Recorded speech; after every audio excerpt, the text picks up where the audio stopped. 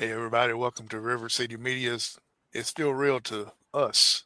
Not me, but to us. Uh, we come to you tonight with our special guest is Prince Gabriel, but this has been planned for quite a while. But unfortunately, the breaking news today that has hit the world of wrestling hard is the passing of Hulk Hogan. I'm the Howard Chaney along with the founder of River City Media QB1 and our new colleague, Joseph Hughes, the Rabid Beaver. And as you can see, sitting right below me is Prince Gabriel. We're going to take the first 5-10 minutes, talk about the passing of Hulk Hogan and discuss it a little bit. And, we're all, well, except for Prince Gabriel, we're all roughly about the same age. And we grew up with the Hulkster. And when I heard about it today, when I got home, I went out to my shed and got these two items out, the wrestling doll and the thumb wrestler of Hulk Hogan. If you're a child of the '80s, you've got something or you've had something of Hulk Hogan, whether it be a toy, a comic book, a whatever it was. But Hulk Hogan, in my opinion, put wrestling on the worldwide map. QB1, your thoughts?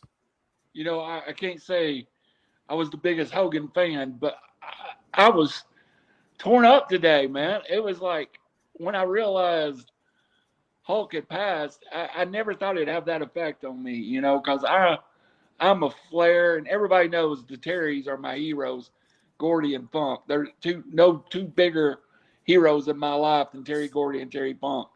But I got to thinking about Hulk Hogan, and it was just like, and it's funny, Prince Grable's sitting over there. How many people did Hogan or The Undertaker or Macho Man Randy Savage, like, I know TKO is a complete Savage mark. It comes to that for me. How many people did these guys influence? That's when Oh, I died, because there's a generation of people that grew up on Hulk Hogan. Absolutely. Rabid Beaver. So we have to remember he entered the business in 77, and by 84, Hulkamania took off when he beat the Iron Sheik. So just a short period of time, not quite 10 years in the business, is when it took off for him. But he fought through everything. He dealt with everything. He left WWF with the original WWF in 93, joined WCW in 94, and turned the world upside down again when he made and helped form the NWO. And then, of course, a lot of us remember WrestleMania in the early 2000s, WrestleMania 18 and WrestleMania 19, where he faced Vince McMahon. He also faced The Rock. Those were just some of the iconic matches. We're not talking about how he slammed Andre the Giant and how he beat Tugboat at SummerSlam. We don't remember all those matches, but they're the ones that are the most iconic. Every time he fired up, he started it. And it's forever ingrained inside of our minds. So the utmost respect for him for changing the business. Don't know him as a person, knew of him as a person, but everything I've heard, he would bend over backwards to try to help you if he had the ability to. Absolutely. Prince, your thoughts on Hollywood? uh, well, he was the guy. Everyone who ever wanted to be the wrestler always thought of Hulk Hogan. You know, he had an impact on me just seeing VHS tapes with him when I was a child, and just his energy and him shaking the ropes, going around, flexing and posing, and everyone knew, Hulk Hogan in the movies, TV. He was a star. Yeah, absolutely. Um, let's everybody talk about one of their favorite matches, and then we'll get to the main reason we're here with Prince Gabriel. So, and I'll kick us off by starting out with WrestleMania 3. Joseph mentioned it. WrestleMania 3, Hogan, Andre, the body slam and everything. I remember when it happened, I don't know, I was maybe 10 years old, 12, something like that. And it was just, I mean, I was watching with my cousins. We just started jumping up and down and screaming and everything because Andre, even though we didn't realize it at the time, but he had been slammed before by many other people. But that was the first time Andre had ever been off his feet on national TV. And we just went nuts because of it was Hogan doing it. And that's one of my favorite matches and memories of Hulk. QB? You know, I'm going to go off the script. You know me as a Japanese guy, WCW guy, love all different forms of wrestling, but I'm going to go to WrestleMania. And there is no better match than if you go to my Facebook right now, the entire match is up. Hogan versus The Rock. WrestleMania 18. And that crowd, anybody that's ever stepped foot in a ring craves that crowd sound of that match. It was perfection. And also, you know, everybody can talk about it's not for me, bro. It's not for me or whatever. He put The Rock over clean in the middle of the ring that night. He put Bill Goldberg clean over in the whatever it's called then, the Georgia Dome, in front of 50,000 people. When the time was right, Hogan seemed to find the right thing to do. That WrestleMania 18, that ending 5 minutes with him posing in The Rock in the after they take and fight off the NWO, that's the moment I choose. Rabid Beaver. Earthquake versus Hogan, SummerSlam 1990. That's the moment for me where you don't think he's going to come back. He gets the big splash 3 times, and somehow he kicks out. And it's forever ingrained in my mind. Earthquake runs the ropes, hits him again, hits him 3 times. That's it. And he finally kicks out and fires up. That's the match for me. And then the second match that I would say would be his retirement match with Sting that he did in TNA. And that was at Slammiversary. I think that those two are the most iconic in my mind. There's plenty of other matches. Hogan Warrior, Hogan Rock, as you mentioned earlier, Hogan Andre. But those are some of the best ones. And we're not even touched Hogan Savage. You know, there's a lot. But I think that the most memorable for me was the 1990 Hogan versus Earthquake. Absolutely. Prince, you have a favorite match? Yeah, I have to agree with QB1 on this one. WrestleMania 18, Hogan versus The Rock. It was just electrifying. Simple as that. From start to finish, the crowd was always in it. They told the story that they needed to tell.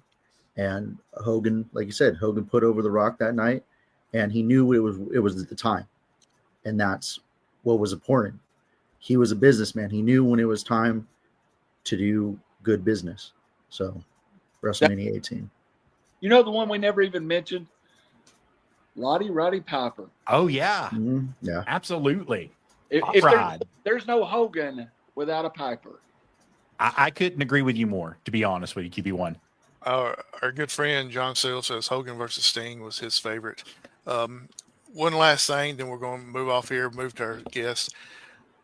Like them or not, in my opinion, and it's just my opinion, not those of River City Media or the people on here, but without Hulk Hogan and Vince McMahon, we wouldn't be here doing this right now, in my opinion.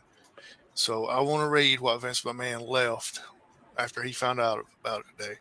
The world lost a treasure today. Hulk Hogan was the greatest WWE superstar of all time, someone who was loved and admired around the world. He was a trailblazer, the first performer who transitioned from being a wrestling star into a global phenomenon.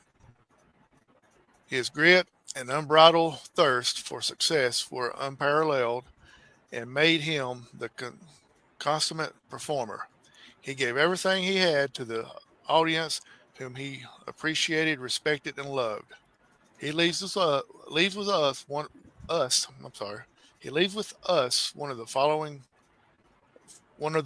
his favorite expressions. Train, take your vitamins, say your prayers. Today we pray for him. And that shows you right there that Vince McMahon knows where his bread was kind of buttered there in the mid 80s and the 90s. So before we move on to our main guest, Prince Gabriel, does anybody have any closing remarks? Because if I don't move us on, we'll be sitting here talking about it an hour from now, Hulk Hogan. So, but we want to get Prince and all his accolades on here as well. So any last remarks about Hogan by any of y'all three? I want to pray for his family. He's survived by both of his kids and his current wife. And we just need to keep them in our thoughts and prayers during this time. It's going to be really hard for them the next couple months. Absolutely. All right. Moving on. Our special guest tonight, Prince Gabriel, coming to us live from California. He started out here, or not really started out here, but came out to Victor Wrestling Academy, finished there. Prince, welcome to the show, and thanks for joining us tonight. Thank you, guys. I'm glad to be here. It's going to be a fun time. Absolutely. Sorry we had a little sad moment there for about 10 or 12 minutes, but hey, we're ready to talk to you and get the word out there. And I'm going to let QB1 get started and fire away with some of his questions. I'm going to start with Prince. I didn't know he was a California guy. I saw him first on the local TV, and I thought he was local. But what made you make that move? Were you working in California and then came here? So originally I'm from Fresno, California. I was trained out of Best of the West under Mike Rain, the California Black Sheep. And I was training there for almost 6 years. And then during the pandemic time, where that transitioned to where we just got off of COVID restraints, we lost our school, unfortunately. So I didn't have a place to train at for about a year, but I was still working. And in that time frame, I knew I needed to do something where to step up my game next level, And I was looking at 3 different schools. The Fale Dojo out in New Zealand, in Auckland. I had a few friends go there.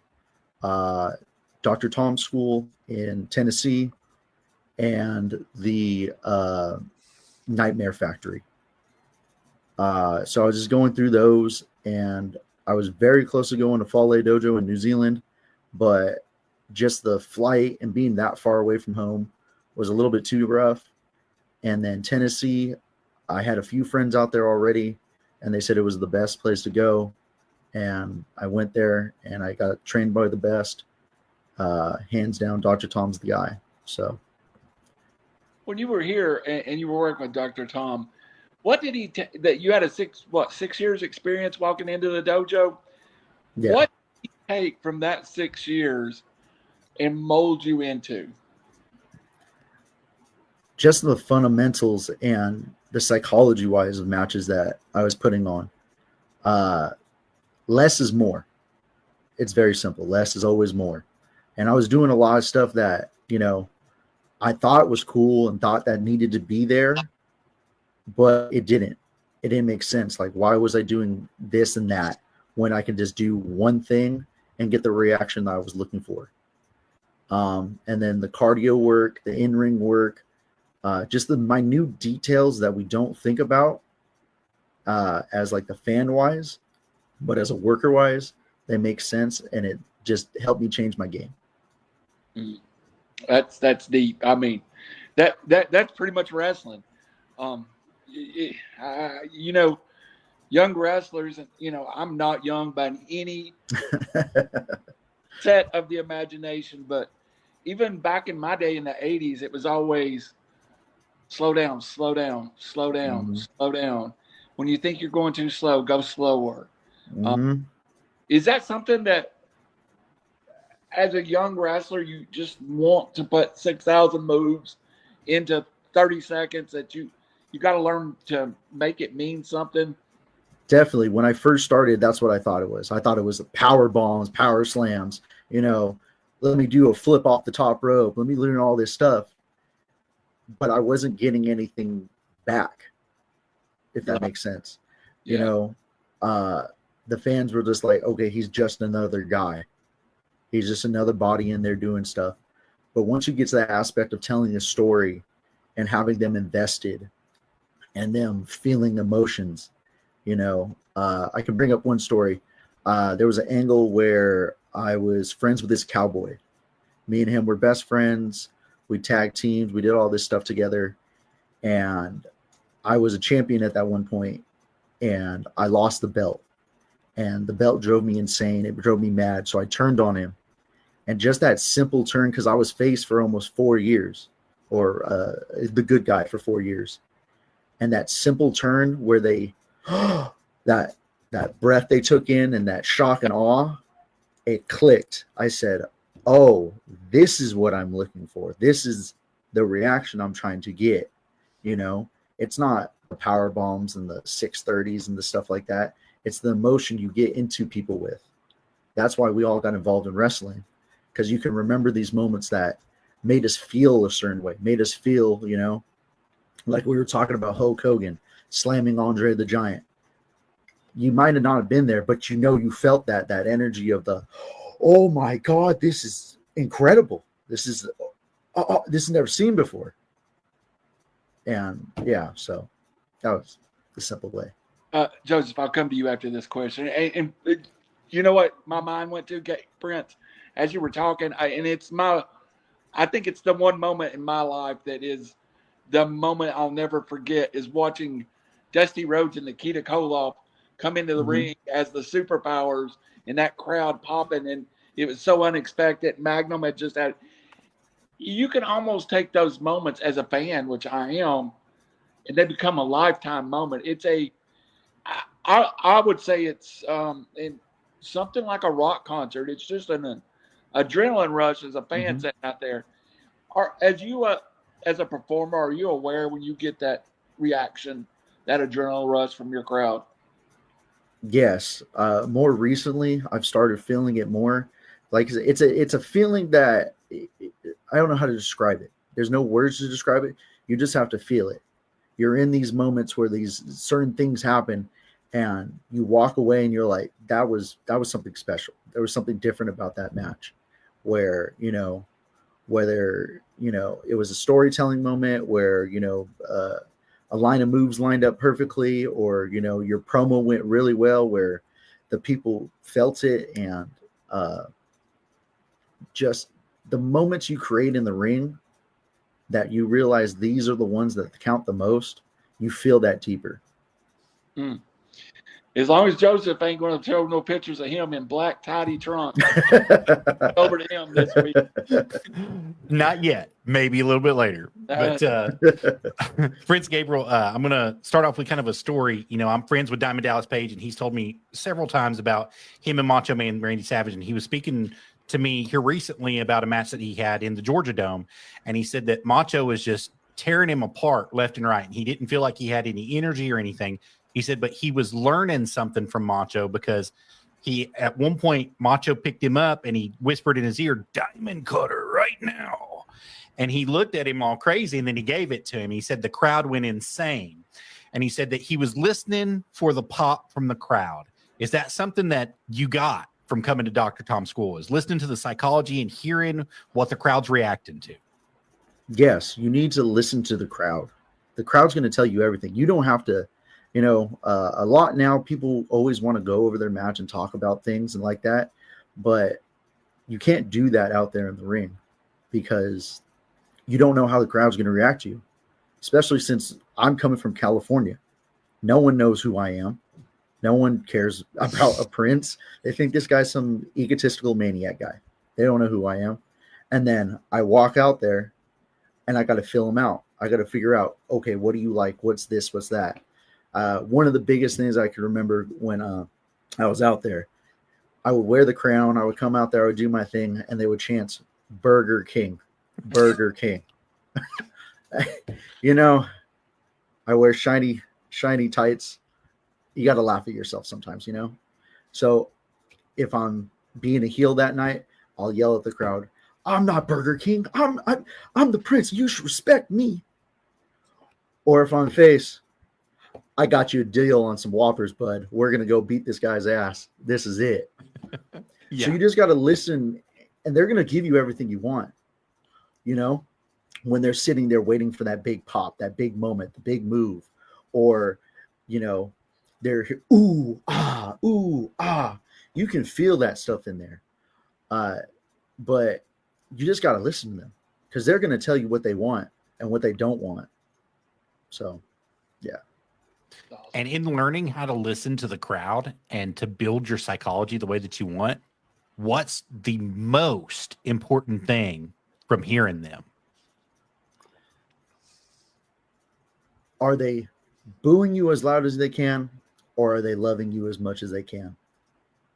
Because if I can make you hate me, that you want to stab me, that you want to throw your drink at me, you want to pull my hair, you want to beat me out in the parking lot. I made you feel something though. I hit you in your soul. Or am I fighting for my life? Am I fighting from the ground up? Am I making you almost want to cry that I'm going to lose?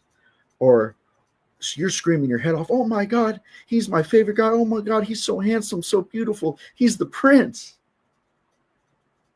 I made you feel something. If I can get down into here, I'll have you for a fan for life. Either you love me or hate me. I'm going to make you feel something. Yeah, that may be the best answer I've ever heard, Joseph. Well, it's definitely heartfelt, because you got to know that once you get inside the minds of your fans or those that hate you, if you're inside their minds, you're going to live rent-free forever. And like you said, they're going to love you for a lifetime, or they're going to hate you for a lifetime. And they'll flip-flop in between that lifetime of why they love you and why they hate you, such as we've seen with The Rock, such as we've seen with The Undertaker, and that's a good thing. That's a great place to be, Prince Gabriel. Exactly. One of the biggest things. Go ahead. Sorry. Oh yeah. So yeah, exactly like you're saying. Once you're in their mind, they're gonna buy a ticket because I need to see the prince get his ass beat, or I need to see the prince win the title.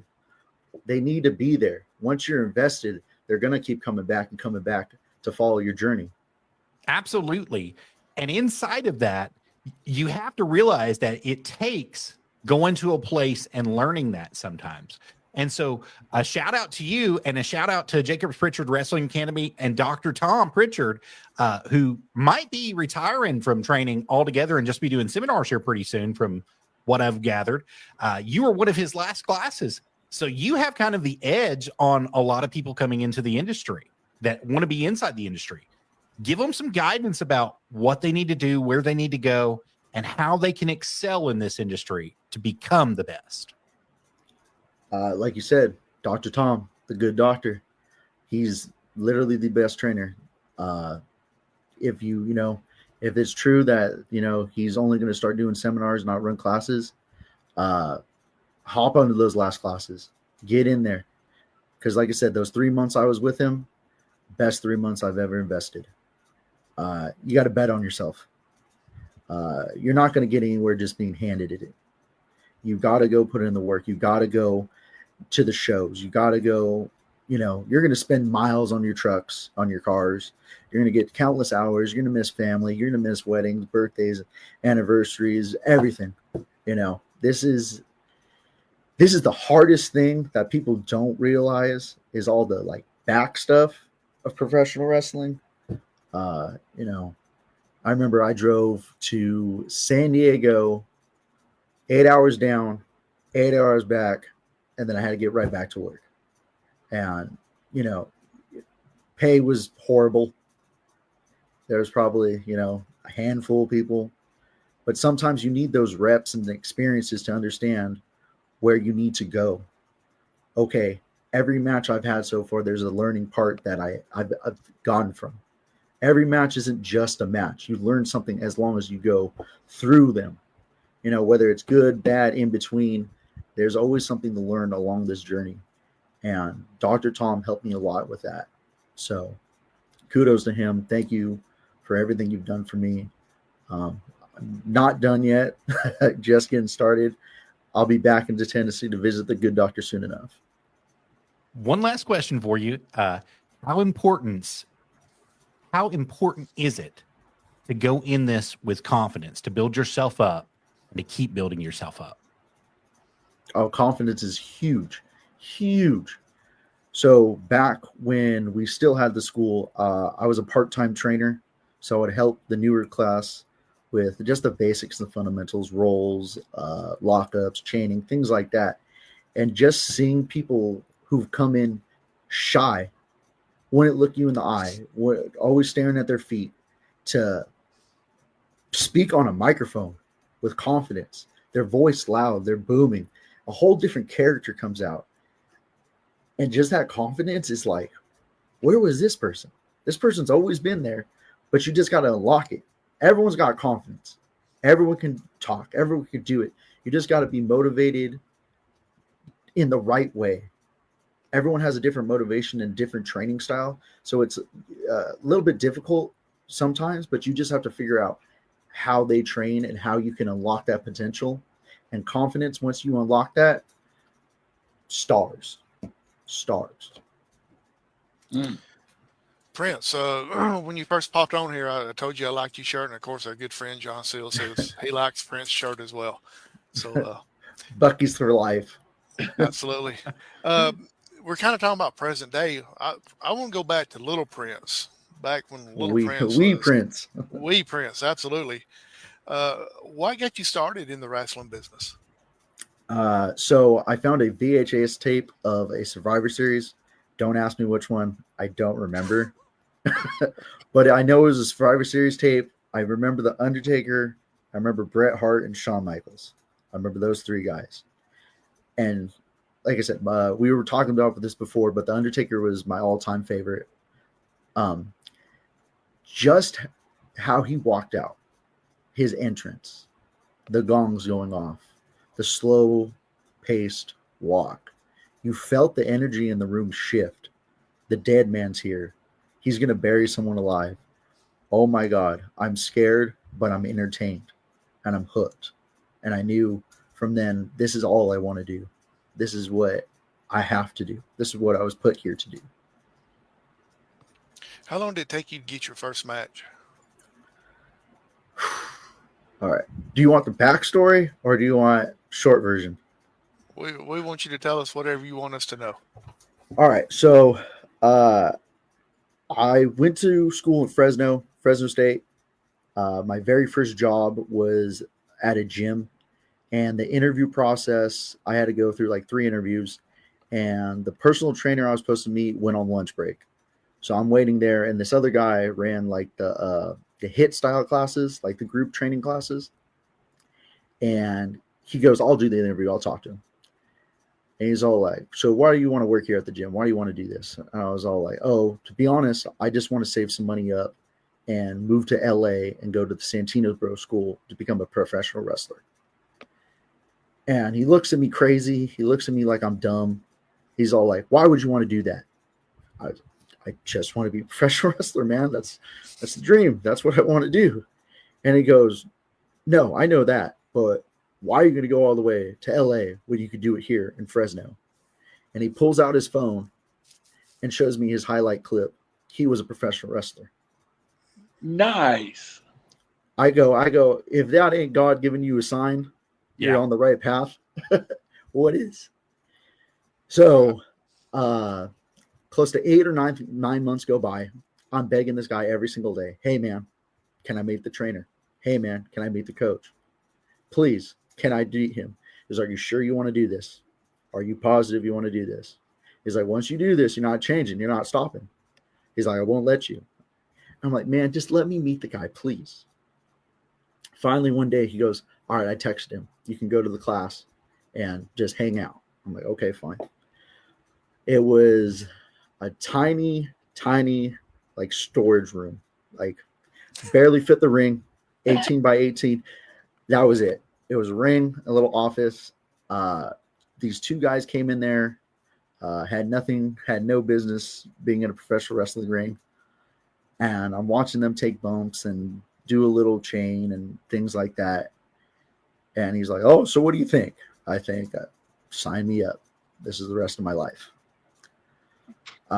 Almost a year and a half, I want to say, it took me to get my first match. Wow.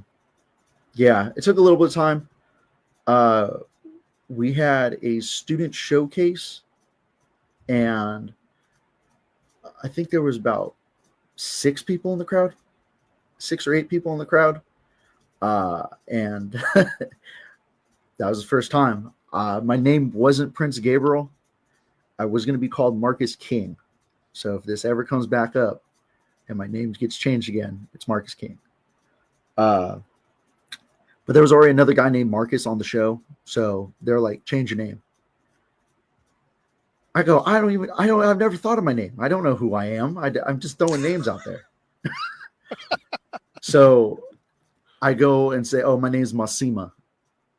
So Masima in Samoan means salt. So my fraternity brother, he's Samoan. He's my big brother. And he nicknamed me Salt. He's like, you're Masima. So for one match, I was Masima. I was Salt.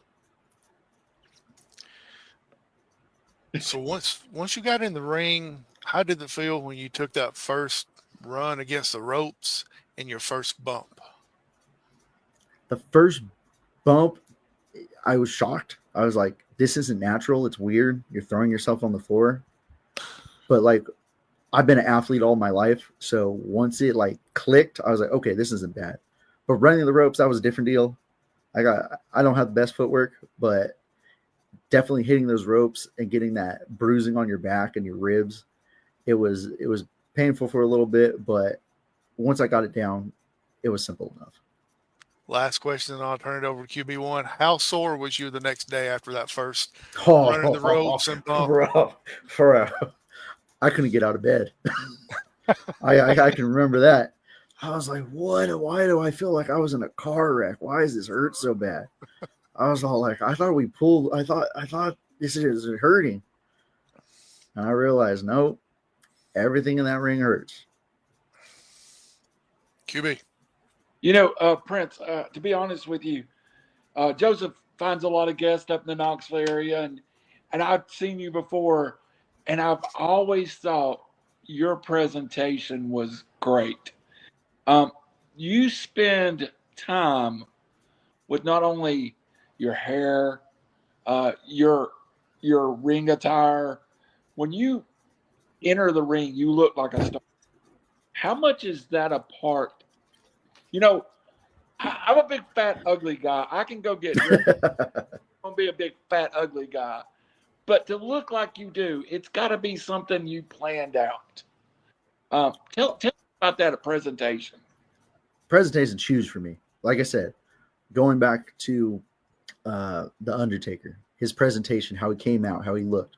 Another one I loved was Bray Wyatt, how he walked out, how his presentation, the lantern, the mask, the just the aura you're trying to create for the character you're trying to portray. Everything in that, from my hair to my beard, I gotta look like $1 million. They always said in football, if you look like $1 million, you're gonna play like $1 million. Some of those football players weren't the prettiest. I was the prettiest. But like I said, you gotta create the character that you're trying to look at. So I'm royalty. I'm a prince. I gotta have that. So the whites and golds, the shiny materials, the way you walk into the ring. So I put a lot of effort into that. You know, I'm designing gear all the time. I'm thinking of new ideas. What's the next chapter for the prince? What's the next thing he's going to look into? So I had the royal stuff, and then I went to a little primal thing where I was the hunter, and I took it back where it was like jungle clothing. And then now I'm into this new state that I can't tell yet, but we'll see how it comes out. But the masks I wear, I love the mask. I'm gonna. That was the next. Yes, the masks. Those are things. Like I said, you got to look different and set yourself apart from everybody else. Like I said, everyone can wear black trunks. Everyone can wear black tights. It's true. No.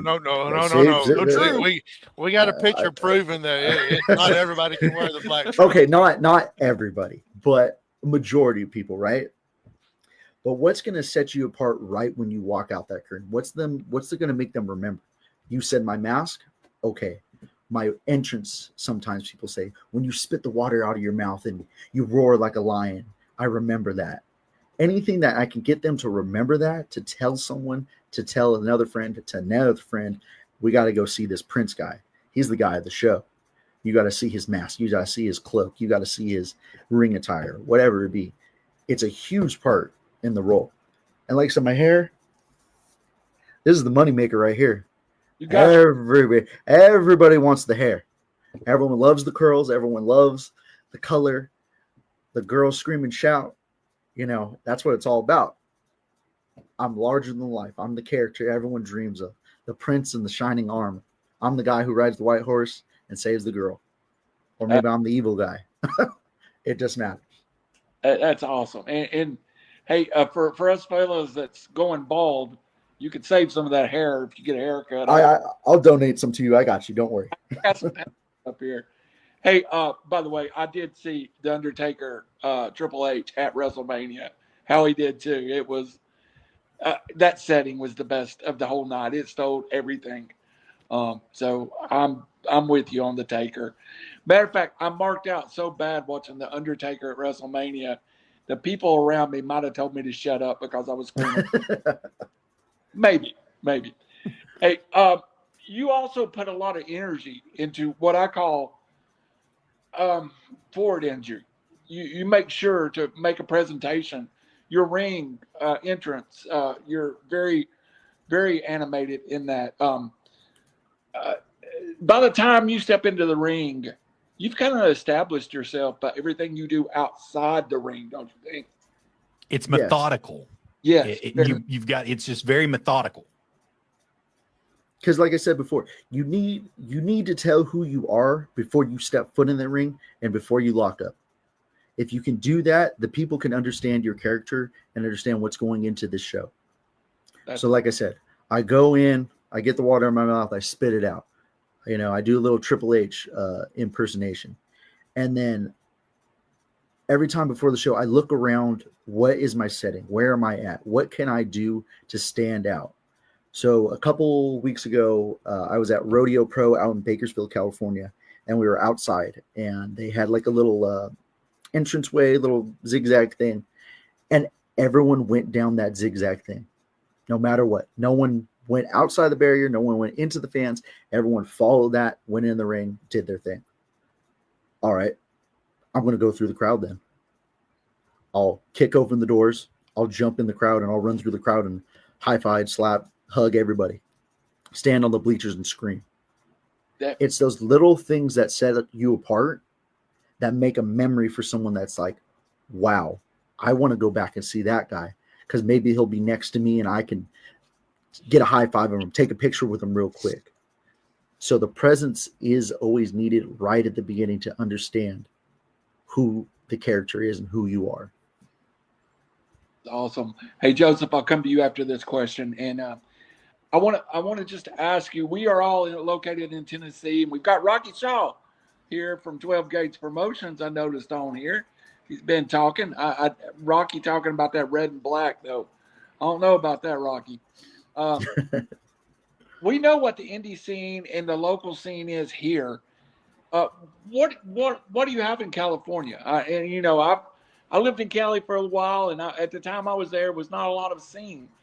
Are you in an area that has a couple of different companies running?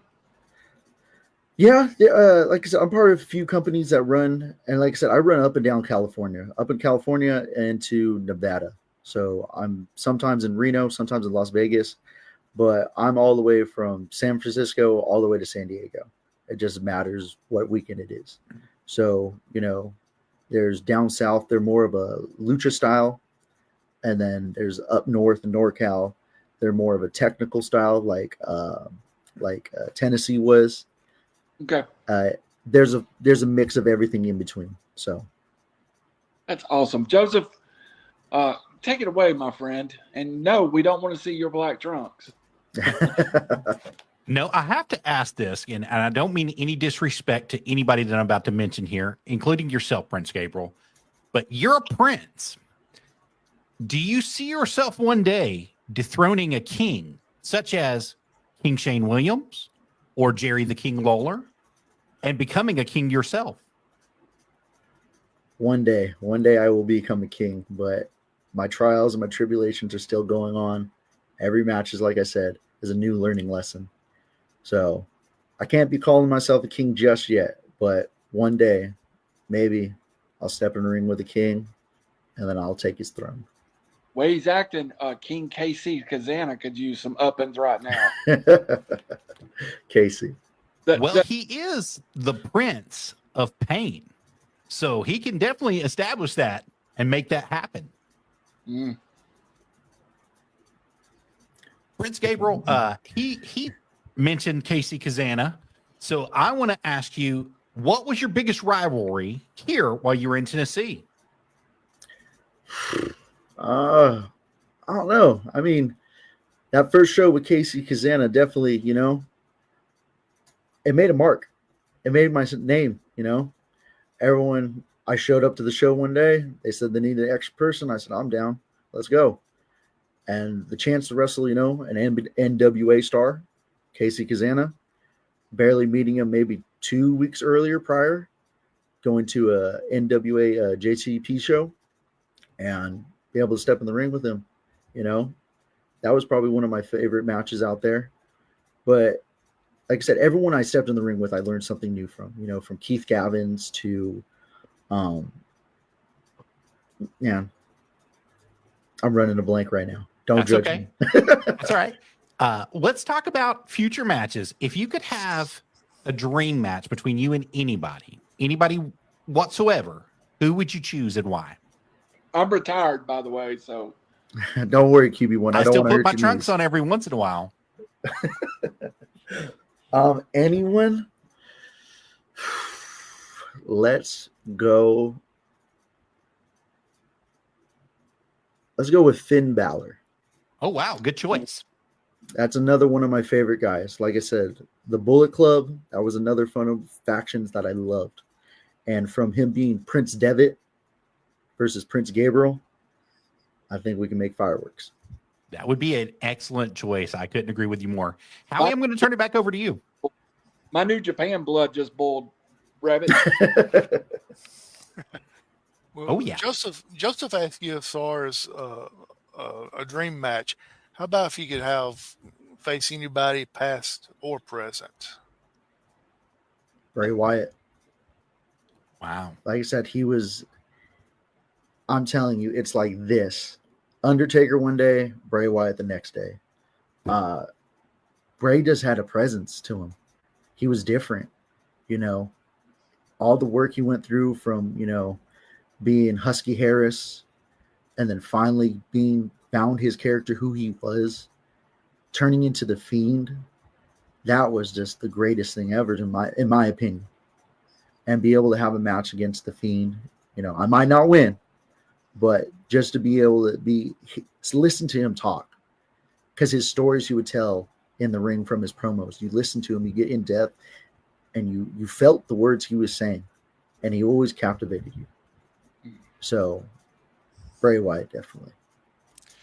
You're naming off some very good people that you're kind of patterning yourself after, and everyone you're patterning yourself after are people that once you see them in that aisleway walking to the ring, every eye in the building is on them. Mm-hmm. And Like you it said, sounds like that's the way you are as well. When you make your entrance on the entranceway, you want every eye on you. Yes, I want to be seen. I want to make sure no one is on their phone. I want to make sure they are staring me down to every last detail, from the shoes I'm wearing to the tights to the mask to the robe. Every little thing has a specific detail for everything. So like Finn Balor, when he's the demon and he comes out and he has the body paint and the headdress and everything, how he comes out, it's different. It's unique. It's not just I'm walking to the ring.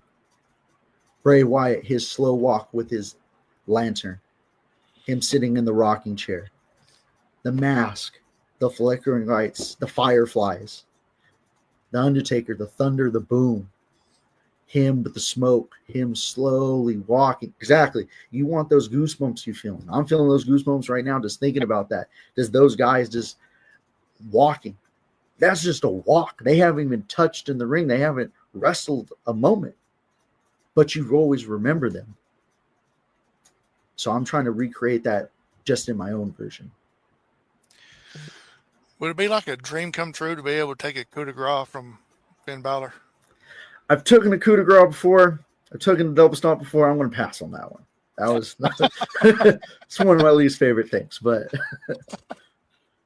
I want to ask you before I turn it over to QB1, and it's something I always ask everybody: superstitions or rituals that you got to do before you hit the ring. Is there any that you have to do? I say I'm the best. Every time before I go out the ring, I'll go out there with my boys, the guys I've trained, and I go, it's another night in the building. Whether there's 5 people or 500 or 5,000, I'm the best. I'm the best. I put in the work. I put in the time. I know I'm the best. I got to go prove it. Pop something up. Joseph just sent something. Let's pop it up and see what it is. Do you recognize that thing that's on her head there, Prince Gabriel? Yes, that's a thing I like to do with the fans every once in a while. That's right. When I'm the good guy. He crowns them. He crowns them. He gives them the prince's crown. And this goes back to you being methodical and thinking about everything that you do and everything that you wear and hosting it for the fans. There was somebody else that was inside professional wrestling that was very methodical like that, the Macho Man Randy Savage. And he took his image so seriously that he had to be crazy. He hired fashion designers to design his Macho King wear and going into the madness. And I think you do the exact same thing. And that crown is proof of it. Mm-hmm. Like I said, once I get enough money, once I'm on that level, trust me, there's going to be fashion designers and everything to the T. But so let's go back to the crown. Let's go to the crown. Yeah, let me pull it back up here. Yes. Sorry about that. I closed it out a little bit too soon. No. We could talk. Yeah, well, you don't got to pull it up. We could talk about it. But so that crown was created by my friend that I went to grade school and high school with. She became a seamstress and she does all this stuff. And out of the blue, one day she messaged me and she's like, "Oh, I do this. You think we can ever work on a project together?" I was like, "Yes, please make me a crown." Because I had the basic generic Amazon one that was stiff and couldn't move and couldn't travel well. And she killed it. Amazing. So let's backtrack to the first crown, the original crown. This is probably maybe a year, 2 into working. I had the generic crown, and I remember this little girl. She would scream her heart out, front row. "Oh my God, it's Prince. I love the Prince. Prince is the best." Win, lose, draw, whatever it is, she was always there on my side. One night, I was like, I'm just going to put the crown on her head. I don't got to wear it around. I might as well just put it on her head. The biggest reaction I ever got when I was a young prince, I go, "Hold this for me. I'll be right back for it, okay?" Whole place erupts. I go, "What just happened?" What just happened? I didn't do anything. I put a crown on a little girl's head. Okay. Go through the match. Whatever happens, goes through the back. My coach goes, "You're going to be the biggest baby face in this company now." I go, "Okay." And then every time since she would show up, always, I would put the crown on her, get a big reaction. I would set her on top of the ring. I would have her walk me around the ring, and just that presence. I need a new crown. My crown's ripping. I can see it. But yes, like I said, just the small details and things. Just the things you can make people feel and remember. Like I said, that little girl's going to remember that moment forever. "Oh my God, the prince put a crown on my head. Oh my God, this happened." We're pulling up my kid pictures. So, Prince, with you wearing that crown with all that hair and everything, it's got to be a bigger size than normal. But then when you put it on that little girl's head, did it just not fall straight down and swallow her whole? It did a few times. But, I tried to tilt it back where it stuck right here. But, sometimes it falls down. It happens. But I just try to the make original crown. Let's see if we can pull it up and see. Yeah, we'll pull it up. Hold on one second. Yes, that's the original crown. That one. Like I said, I was looking for a crown on Amazon. I don't know what I'm looking at in that picture. I look weird.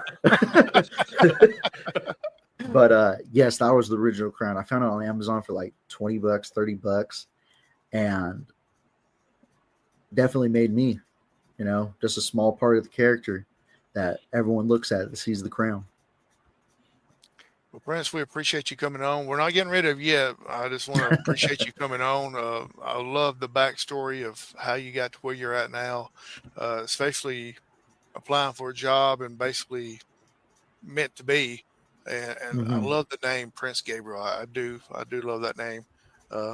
If I saw you very much, I'd probably have to call you PG. I don't know why. Prince Gabriel. QB1 questions. You know, Prince, your character and your look reminds me so much of Japanese wrestling, and I'm a big fan of Japanese wrestling. Is Japan something you'd like in your future? Oh, I'd love to go to Japan, man. Like I said, I watch Japanese wrestling too. I watch all wrestling because you can pick up something. Every style has a different flavor. You know, that's the beautiful thing about wrestling. Like Dr. Tom used to say, there's different flavors of ice cream. You might not like my flavor. I might not like your flavor, but someone's going to like it. So, like I said, American, Japanese, people from New Zealand, the UK, lucha, there's always different styles, but yes, Japan would be an absolute amazing trip. It'd be fun. I just get that vibe off of your look. I don't know why. You look at some guys, you go, oh, he'd be perfect in TNA. He'd be perfect here. But I think it's the hair. I think it's the hair, Prince. To be honest. When you first got around and you were a little Prince, and you started, what was some of the first? I'm going to watch this on a weekly basis, and I'm going to see it and getting into the storyline. What was your original favorite wrestling? I started off with SmackDown. I can remember. What was it? I remember there was a Matt Hardy segment with it, and there was an Undertaker segment, but that was my home ground was SmackDown. I would always watch SmackDown. That was like the biggest thing. And then I realized, oh, there's Raw. Oh, there's this, there's that. And as it slowly progressed through, the years, oh my God, there's a whole different world. There's a whole different side of the world that has wrestling. I thought wrestling was just here. This was just, American stuff until I realized, it's in Japan, it's in Mexico, it's in Spain, it's in everywhere. And everyone can connect to it. So SmackDown was my home. How many, Joseph, I'll come to you after a couple questions. How many nights a week does local shows run in your area? Is it just Saturday, or do you have Friday, Saturday, you work, and Sunday? Depending on the day, Thursday through Sunday. So there's shows that route. I'm usually booked Saturdays and Sundays, some Fridays. Thursdays are just a little bit tougher, but there's always something going on every weekend. So you can take a trip an hour. You can take a trip 30 minutes. There's a couple places that run literally 10 minutes from my house, and I love those shows. Prince, if we're sitting here 5 years from now and we somehow were lucky enough to get you on, because I believe 5 years from now, we'll have to go through a booking agent to see if we can book the podcast. But if you could sit down and write out, in 5 years, I'm in this promotion, or I'm in that promotion. And of course, everybody knows that WWE is the biggest in the world, and, that's the place to go. What would you want your path to be? Where would be your movements over the next 5 years? That's deep. That's a question I haven't asked myself yet.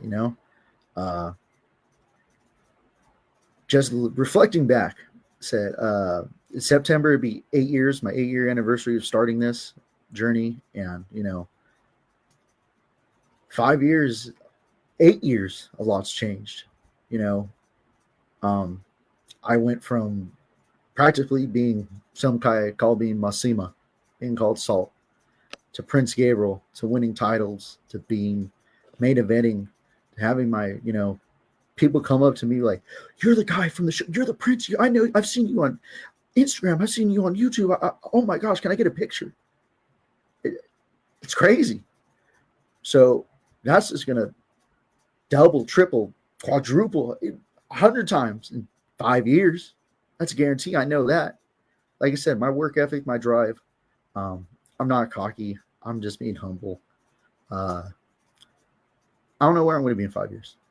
I hope a major company. I hope NWA or TNA, but Japan, New Japan, Noah, these places need a Prince, and I'm that guy. Noah is an overlooked promotion, I think. I mean, I really think Noah's overlooked on the national scene. And I grew up, I can look out my front door and look up the hill and honestly see the house Terry Gorey left in. And that's the reason Terry's held in such high esteem around here. And, I always use that example is not everybody's path to stardom is the same or career or financial freedom. And everybody needs financial freedom. Just, I challenge people to be open to different paths, And sounds like That's what I'm saying. This journey is never a straight line. Never. There's ups and downs. There's lefts and rights. You're never going to go have a straight shot to, here I train. I'm in WWE. Here I am. I'm here. You're going to have to take the road, whether it's a nice smooth path for a little bit or it takes a jagged turn, whether you're going to dip down into a valley and then ascend a hill. It's just part of it. You got to learn to love it. And if you don't, maybe this isn't for you, but I'm telling you, on the roads, those dark nights in your car living by yourself, you got to learn how to love that. And I love it. And I'm going to pay you what I think is the ultimate compliment from me. I've been doing this show a long time, 4 years. And in those 4 years, I've become fans of some people. And I'll be sitting on YouTube or where I can find them. And it's not everybody that's been on here. It's a chosen few. And I Google and, I'm on YouTube and I want to find their matches and stuff. And I can tell you, in the 2 weeks leading up to your appearance, I became a Prince fan. And I have watched almost every match you have on YouTube. You were talking about the one coming through the crowd in the yellow outfit. I mean, the yellow mask and the white. It was on. I put it up the other day on River City Media because I watched that and I was so impressed. And I was just marked out completely. So my compliment and my statement to you is please don't stop. I enjoy it so much. And I really am a fan. And thank you very much for spending time with us. And someday when you're in those big companies, I'm going to be in the crowd. I'll be the fan. Oh, no, we lost him. He's gone. Well, in the meantime, before we get off here, I would like to ask you where your Royal Courtship is going to be this coming weekend. I'm going to be in Alameda, California this weekend for Puppet Wars. I believe doors are at 5 or 6. Yep. I'll be taking on Judas Matthews and Illumide, 2 great components. Yeah, and then I got to look at my dates, but I'm all over the place, guys. I'm hoping to get back to Tennessee real soon. I miss it. Like I said, when I was down there, I loved it. Great environment, great place. But yeah, if you're free, please come out this Saturday, 7/26, Puppet Wars, Alameda, California. It's going to be Drake's Barrel House. Yep, Drake's Barrel House. Always a great venue, always a great place. Absolutely. And Prince, we got to talk about it a little bit. You said that you're looking to return to Tennessee. Will you let us know when you do that? Because we have some friends that are right down the road from us in Georgia who left some comments down here. They said, tell him if he's in 12 gauge country to hit me up, boys. And that's the 12 gauge himself, Rocky Shaw, would like you to be a part of 12 gauge pro promotions. Oh, of course. Yes, please. Anywhere and everywhere the Prince needs to be. Like I said, I guarantee your match will be better with me. Absolutely. Howie, to you, sir. Yeah, please let us know, because Joseph is not taking read my mind, I guess, because that's what I was fixing to say. Like, if you are in the Tennessee, Alabama, Georgia area, let us know. We would love to come out and watch you. And but it's been a great pleasure to get to know you and talk to you. I told you before we went live when you first popped on, I really thought you was part of the Samoan family, part of the bloodline, But then you turned your head at a certain angle. You kind of remind me of Karrion Kross as well, So you got the look, and I'm sure you got the ability and everything. So Randy asked you where you're going to be at in 5 years. We hope you're here in 5 years, but with a huge promotion. Me too. Absolutely. I hope. Like I said, just got to do the work, do the time, and like I said, in due time, I'll be there. Hey, Prince Gabriel, do you have any merchandise for sale? Yes. I do. I'm actually sold out at that rodeo show. I sold out all my stuff, so that's a good thing. Yes. But I'm getting a new design made as we speak, and t-shirts will be on their way within the next 2 weeks, hopefully. And I'll be posting them on my social media, on my Instagram and Facebook. And if you guys want to cop them, buy them, I would love it. It'd be great support. Always support your indie wrestling. We're going to pop up your Facebook right before we go here, if it'll show up for me.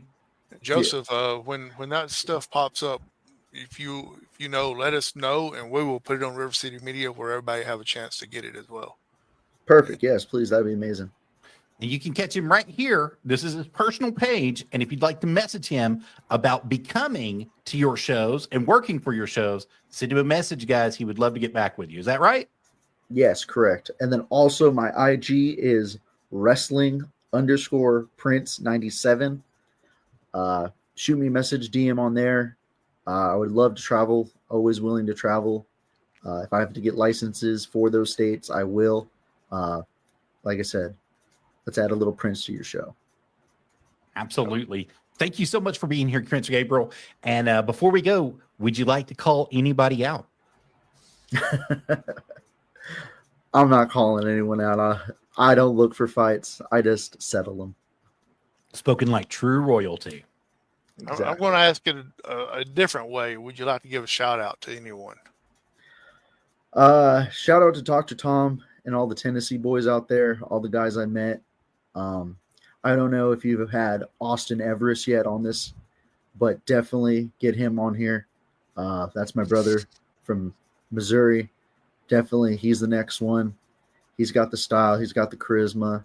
He can do it. But, yeah, I miss my Tennessee family. And like I said, all my friends, though, and in Turlock and California friends and family, thank you for always supporting me. Thank you for always being there with me. But, yeah, thank you guys for having me. I appreciate it. No, it's all thank you for taking the time to join us. It's great to get to know you, hear your story, learn about you. And like I said, you know, I'm not a very big guy, but you let me know when you better let us know when you're in the area. If not, I'll track you down. How about that? I will let you guys know. Trust me, I will. So, Joseph, you have anything before we let Prince go?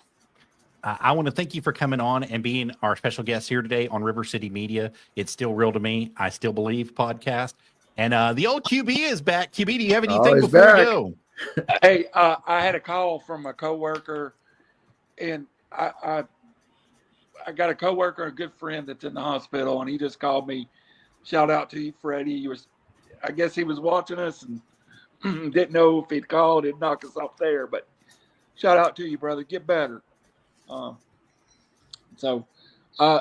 thing I've got to say is, Prince, please come back to see us. I'm sure my boy Howie hit you up. Send us all your dates. We want to get into the California scene too. If you have run across somebody you think would be a good fit for the show, send them our way. We love Cali people, you know. Hey, I claim to be about a 3-year Cali person. That's about all. I told him before I got on the air I had to move back home because I was afraid my liver was going to fall out in San Diego. Sounds about right. That's San Diego for you. Yeah. And Prince, again, I'm a fan. I love the presentation. I love the ring work. I expect huge things from you, and I'll be here. And when you make it to that big company, I'll be the fat guy out on the screen screaming for you. Thank you. I appreciate that. Appreciate you too. You see some boxers come flying toward the ring the size of sailboats. You know, Randy's in the like, ring. like that. Yeah, if Yeah. something that looks like a flag flying, that's me. I'll see the white flag waving. I see he gives up already. I got it. Yeah. You better hope there's no stars and stripes in that son of a Oh gosh, no stripes, please, no stripes. gun. Yes, sir. It'd be skid marks with him. Yes, sir. And Randy also told him I don't know if you caught it or not, he is sold out of merchandise, but as soon as he gets more in, he's going to let us know, and I told him we'd post it on River City Media. So, And your family now, we'll take care of it from day one. You tell us what you need. And if you take Thank time you. for us, we'll make it 1,000 times back. So we appreciate it. I appreciate that. Thank you guys. and anytime you want to come on here and promote something, you let us know. Our network is your network. Even Yes, sir. though it's not really mine, it's Randy's, but I'll speak for him. I just got on try to get Golden Corral coupons, so that's all I'm here for. He wants those Bucky's coupons too. Hey, Oh, don't lie to us. we can promote Bucky's too. I'm telling you, I'm gonna get sponsored by Bucky's. I guarantee it. That is gonna be the one thing I need to do with my career. Is the Hey, biggest Prince- thing. Get Hey, Prince sponsored with instead of the red hat, the crown. I'm telling you. ladies. What's your favorite Waffle House meal before we go? What's my favorite Waffle House? Ah. Oh my God. Why Waffle why House did I is- forget that? Wow. I guess I was Wow. thinking that California didn't have Waffle Houses. I don't know. I'm telling you, we were at Waffle House almost every weekend when we were in Tennessee. I don't know what it's called, but it was like just a bowl of mashed potatoes, or not mashed potatoes, but hash browns, eggs, bacon, cheese, just like a bowl, and then a giant waffle. You can never go wrong. The basics. It's called the bowl. It's a bowl. It's a bowl. So are there Waffle Houses out in California? Oh, no. Like I said, there's no Buc-ee's in California. There's no Waffle Houses. So, Now you got When I In was- and Out Burger though. yeah, but I'm telling you, you guys got better food out there. A lot better food. Hey, I can tell you one thing that California has is some of the dangest, strongest coffee you'll ever drink. Yeah, that's 100% true. All our coffee's all wired. You're going to get your caffeine for the next 3 days off of one cup. I don't know why anybody's on cocaine when they can drink coffee like that. That's why I say you go to Starbucks and get a cup and it's the same thing. Yeah. So, guys, I think he will be back out here, if nothing else, either for A, the Buc-ee's trip, or B, a Waffle House trip. And more than likely, it's going to be both of them. Hey, if you can hit a Buc-ee's and a Waffle House in the same night, that's like getting a royal flush. True. Exactly. Royal flush with the crown, the prince. He's the one. I didn't. Thanks Especially if for you've joining been to a us. Bucky's, there's a Royal Flush going down sometime everywhere. 500 stalls. It's going down, man. So, for our special guest, all the way out in Cali, Prince Gabriel, thanks for joining us. I'm the Howard Cheney, QB1, the Rabid Beaver, Joseph Hughes, and Hulk Hogan. Rest in peace, buddy. Good night. Bye, guys. God Rest in bless peace. everybody. See you guys. Thank you.